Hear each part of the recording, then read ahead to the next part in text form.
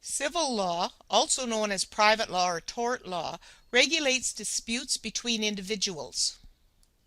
The main purpose of criminal law is to punish offenders while protecting society. The main purpose of civil law is to compensate for harm, usually in the form of damages. Money is awarded to a plaintiff for harm, loss, or injury. The plaintiff is a person or party that initiates the lawsuit. The defendant is the party that must respond to the lawsuit. Typical civil actions or lawsuits fall under these categories. Tort law. These are injuries or harm created by one person to another's body, reputation, or property. Tort is derived from a Latin word meaning twisted or wrong. Family law includes personal disputes that involve marriage, divorce, child custody, adoption, and support claims. Contract law is failing to fulfill the terms of an agreement, such as non-payment for a service. Labor law are disputes in the workplace, such as wrongful dismissal and unpaid overtime. Property law covers disputes about ownership or maintenance of property. Many crimes can also become torts. If a person is convicted of a crime, the victim does not usually gain from that personally. In many cases, a person can be sued in addition to being charged. For example, a person who is charged with an assault may also be sued by the victim for battery. If successful, the victim will receive compensation directly. Other common examples include the crime of break and enter and the tort of trespass to land, crime of theft, and the tort of trespass to goods. Civil actions can become very complex and almost always involve money. Similar to criminal law, there are many different types of civil courts used to hear various civil cases. Cases that involve large sums of money are tried in a provincial Supreme Court and may be appealed to a provincial appeal court. Some cases that require important precedences may go to the Supreme Court of Canada. Generally, cases that are relatively minor in nature are heard in small claims court. Often referred to as the People's Court, small claims court resolves civil disputes of $10,000 or less, although some provinces have limits as high as $25,000.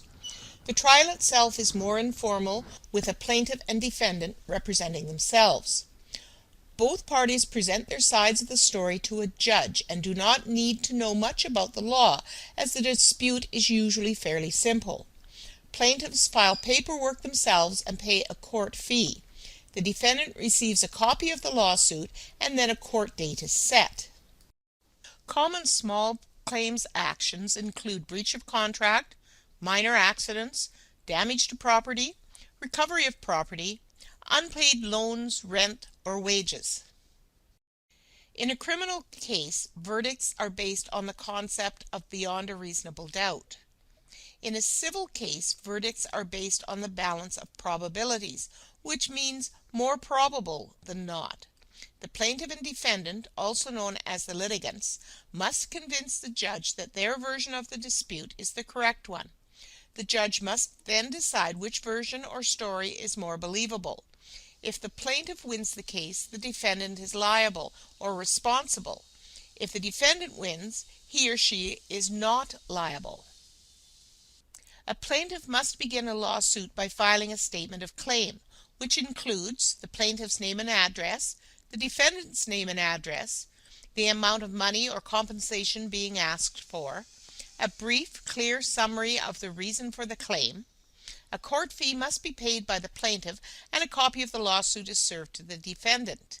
A civil action must be filed within a certain time of the incident. This is the limitation period. The time period ranges between 2 and 5 years. A defendant has between 10 and 30 days to respond, depending on the province. When a defendant is served with a civil action, he or she has a number of options.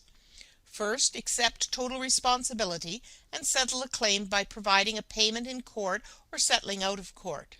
Ignoring the claim, if so, a default judgment will be awarded for the plaintiff. File a counterclaim. in which the defendant counters the lawsuit filed against him or her by filing his or her own lawsuit against the plaintiff.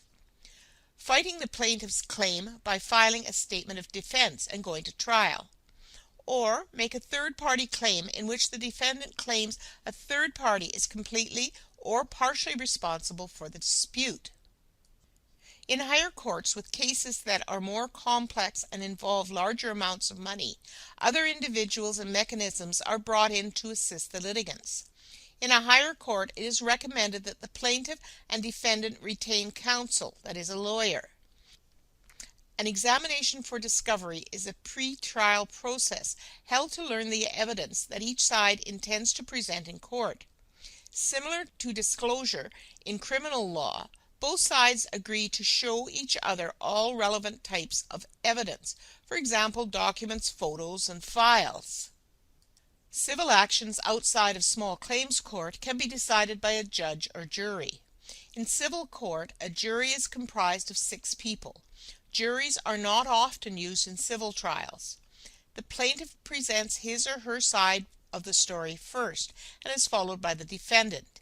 Each party then summarizes or provides a closing statement to the judge and or jury. A decision can be made to grant all, part, or none of the plaintiff's claim. A class action lawsuit is a single legal action that is brought forward on behalf of several people who share a common grievance. Example: in recent years there have been a number of lawsuits against drug manufacturers by people who claim to have suffered side effects ranging from overdoses to illnesses. In this kind of situation, all people who have suffered from a particular drug can sue the drug manufacturer together and can all be named as plaintiffs. Class action suits put more pressure on the defendants and, if successful, often result in higher settlements.